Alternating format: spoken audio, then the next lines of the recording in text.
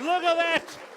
Election night, the second to last show, this unique pub politics show in the world, and it is great to be here in a very full Penultimate pub. Some fantastic candidates on the show tonight, so let's get into it right now. The national candidate for Ohio, Brett Hudson. Thank you, Wallace. Good to have you on. Thank you very much. Good to be back. How are you? Oh, fantastic. Now, usually we should ask the questions. Last week it was questions from the children. This week there are questions from retirement homes around the country. That's what they are. So, Brett, here are your questions. All right. June asks, I have lived in Ohio for many years and haven't heard of you. When will you start campaigning? 4.5 weeks ago, June. We've been running like mad across the electorate since Peter made his decision. We're out there. Okay, all right. Now, Margaret from Another Rest Home says, what do you make of the brilliant Super Gold card? I think it's a fantastic card that's been made all the more better from National over the last 9 years. And Fred asks, what's your proudest moment as an MP? Actually, the proudest moment as an MP is actually a family that I have advocated for who will be able to remain in New Zealand and remain together, and that makes me enormously happy for them and proud to have done my job. All right, good, very good. Very good. And Ella asks to all the panellists, actually, who's to blame for this week's fuel crisis? Well, whoever put the spade through the pipe, obviously. That's it? That's well, it? It is. It is. And what is good to see just is the one government... pipeline? Just one pipeline? What is good to see is the government responding with all of our agencies, including New Zealand Defence Force, to make sure that fuel still gets through. Okay, all right, good to have you on the show, Brett. Thank you. Hey, now, a big round of applause for the Labour Ohio candidate, Greg O'Connor. Here is. Bought your placards, Greg. How are you? Very good, thanks, Wallace. Very good. It's good to be back. All right, here's your questions from the retirement homes around the country. Meredith asks, as a person who was Police Association spokesperson, why Labour? Our retirement home had you down for ACT. I couldn't find anything to the right of that, but... why Labour? Well, because they're the only party that's made any difference in New Zealand. You've got the party of the status quo, which is the Nats. The only party, when you look right through our history, that's ever made a difference to New Zealand, it's always been Labour. That's enough. We all need right, some that's differences enough. here. That's enough. No. Alan asks, do you believe the police should be armed on their hips? That's something for my successor. Come on, Greg. I'm not pushing for that now. I'm not going to Parliament to push for that. Who's to blame for this week's fuel crisis? Obviously, those that ignored the report should say, let's do a report on infrastructure. Let's just make sure everything's going to work. Oh, that's going to be too expensive. We won't do anything about that. And so whoever ignored the report. Right, and Tom asks finally, should we end deep-sea oil drilling in New Zealand? Yes or no? No, that's not the question. It's whether we should start any more, isn't it? Okay, all right, Greg, good to have you on the show. And a big round of applause for the Green candidate, Tiara to Golriz Ghahraman. Good to have you on the show, Golriz. How are you? Good, all excellent. Right, here we go. Your questions are, Susan asks, who inspired you to get into human rights? My background as a child asylum seeker, having seen the world without human rights. All right. Margaret asks, what do you make of the extremely brilliant Super Gold card? Love it. I'd like a green card for students and under 19-year-olds to match that. All right, okay.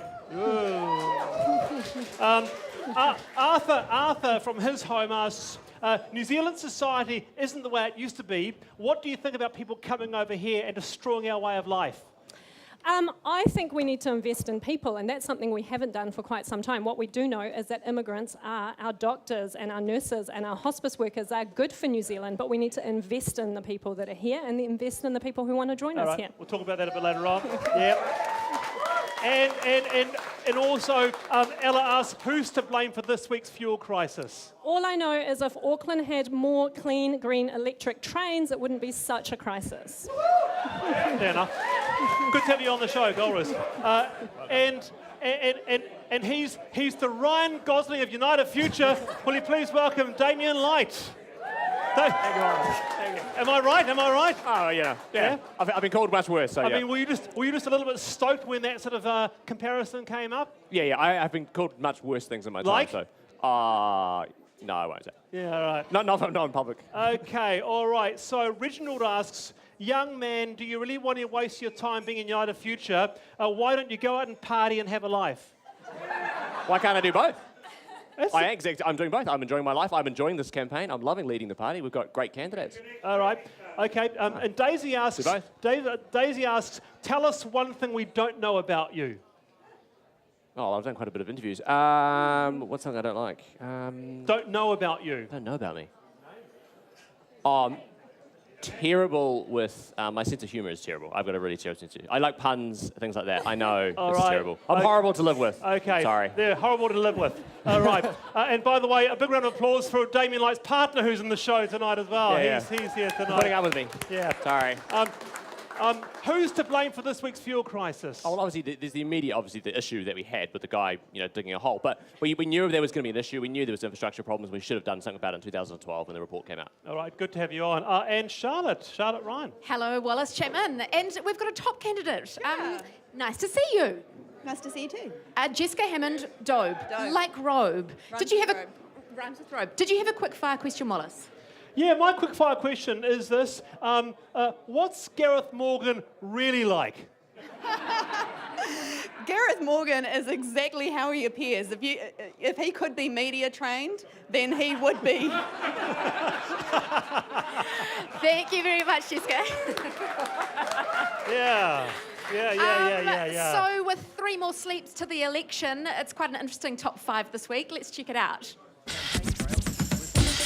This week, campaign trail charm is oozing out everywhere, but there's also tears when too much reality hits home.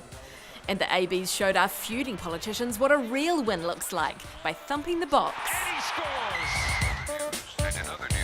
Jacinda said, let's not do this in a big back down on tax, promising to hold off any new taxes till a second term. I'm constantly listening to people. That's what you have to do in leadership. Nationals keeping pressure on the topic.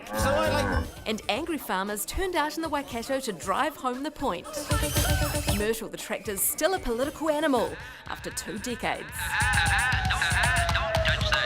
Another piece of farm machinery's caused chaos. A digger damaging our one fuel pipeline while looking for swamp curry. The military called in for help, as Crusher Collins does everything she can to keep the country flying. So her government can't be accused of not delivering for all New Zealanders. Experts have been saying for years Auckland's overcooked housing market will stall. The block finale has everyone talking. It took a reality show to make it real. That is a horrible emotional roller coaster. Some block losers earning just 48 cents an hour for their efforts. But unlike many of Auckland's homeless, the charity dollars are pouring in. Oh my God! On the top passport. Another mix of reality and realness with the Emmys' biggest reaction for former White House frontman Sean Spicer. Chief Trump mocker Alec Baldwin still giving. Mr. President, here is your Emmy. The president, though, busy threatening rocket man Kim Jong-un To totally destroy North Korea. as the missile launches continue. Back here, the election countdown is all high fives, never-ending selfies, and cliche moments. Cue hugging babies, cute animals, not so cute critters, politicians in hairnets, and pensioners thrust into the spotlight. One question remains though: who will end up with the biggest slice of pie? Supporting local content so you can see more of New Zealand on air.